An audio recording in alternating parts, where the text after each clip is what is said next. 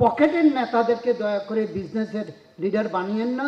আমাদেরকে আপনারা শুনছেন, সেই জন্য ব্যবসায়ীদের পক্ষ থেকে ধন্যবাদ জানাই। দুটো বড় বড় ব্যবসায়ী, পিএসপি অ্যান্ড প্যাসিফিক। প্যাসিফিক হচ্ছে বাংলাদেশের 10টা বড় এক্সপোর্টার মধ্যে একজন, এবং পিএসপির ইনভলভমেন্ট বাংলাদেশের সব ব্যবসা মিলিয়ে যদি বলি তাও 10-এর মধ্যে একজন। দুজনেই দুইটা কথা বলেছেন স্যার। দুইজন বলেছেন যে আমরা আমাদের ব্যবসাটা সহজ করে করতে চাই, আমাদেরকে সুযোগ দেন। আর তানভীর বলেছেন যে we want to do the business, আমাদেরকে ব্যবসায়ী থাকতে দেন। আমি বলবো যে আমরা যারা দোকানদার আছি, আমরা যারা বড় আছি, আমাদেরকে সামনে একটা ইলেকশন আছে, প্রায় 42-43 দিন পর একটা ইলেকশন। এই 42-43 দিন আমরা আপনাদের মুখের দিকে তাকিয়ে আছি, এবং আপনাদের মুখের দিকে তাকিয়ে আছি এই জন্য যে কে দায়িত্বে আসবে। আমি বলি না যে এটা ক্ষমতা, কে দায়িত্ব আসবে, who is experienced, who can take the load, যে পরিশ্রম করেছেন এবং মার খেয়েছেন তবু আছেন। এর মধ্যে আপনারা যারা সামনে বসে রয়েছেন তাদের চেয়ে আমরা তো কেউকে এক্সপেরিয়েন্স দেখছি না। আমরা আপনাদের উপর আশ্বস্তি রাখতে চাই। এই প্রবলেমগুলি আমরা বলেছি, কেউ স্কেল বলেছি, কেউ ব্যাড ট্যাক্স বলেছি, these are part of your life. আপনারা চেম্বারের নেতা ছিলেন, আপনারা বিজিএমের নেতা ছিলেন, আপনারাই জানেন আমাদের সমস্যাগুলো।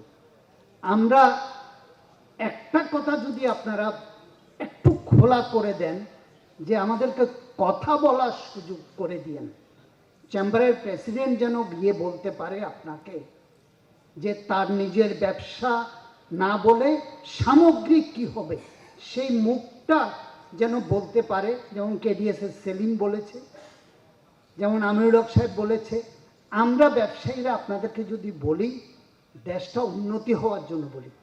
গত 6 মাস আপনি দেখবেন যে ক্ষুদ্র ব্যবসায়ী দোকানদারদের ব্যবসা কমে যাচ্ছে। ইভেন যে হকারি করে সেও বলছে ভালো চলছে না। আমি যে বড় আরএমজি করি সেও বলছি এক্সপোর্ট কমে যাচ্ছে। সো দেয়ার আর আনসার্টেনিটিস। আমরা কিন্তু আপনাদের চেহারার দিকে তাকিয়ে আছি যে আগামী 12 তারিখের পরে এই দেশ আবার ফেরত আসবে। দেশ ছোট, 54,000 বর্গ মাইল মাত্র, এর মধ্যে মানুষ হচ্ছে 18-20 কোটি, এবং this is the only way এই ব্যবসায়ী সমাজই ইকোনমিকে রোলিং করে রাখবেন। And you are our leader, you had been there. আমি জানি বিএনপির 31টা পয়েন্ট আছে দেশকে উন্নততর দিকে নিয়ে যেতে। Certainly people will bring you there, but আমাদেরকে একটু কথা বলার সুযোগ দিয়েন।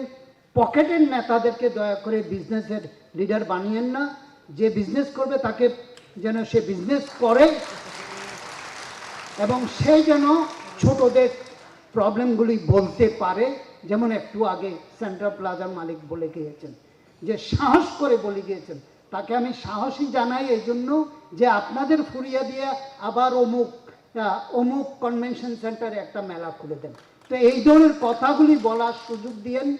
এবং আমরা চাই চট্টগ্রাম ডিভিশনের লোকজন এসেছে, লেট আস ফরগেট অ্যাবাউট বাণিজ্যিক রাজধানী, লেট আস ডু দি যেটা আছে, যেটাকে তারা এখান থেকে তুলে নিয়ে যেতে পারছে না, বন্দর, সেটাকে আমরা ডেভেলপ করি। তাহলে সারা বাংলাদেশ বন্দরের দিকে তাকিয়ে থাকবে।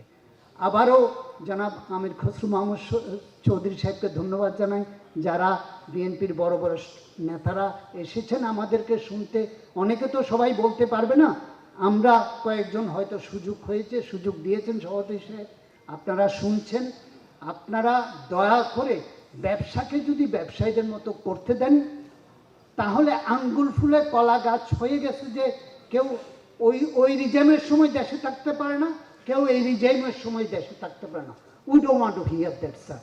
আমরা এই দেশে থাকতে চাই, আমাদের ছেলেপেলেরা এই দেশে যেন বসবাস করতে চায়, এই দেশে শিক্ষা পায়, এই দেশে চিকিৎসা পায়, এই সুযোগটুকু আপনাদের দিকে আমরা তাকিয়ে রয়েছি।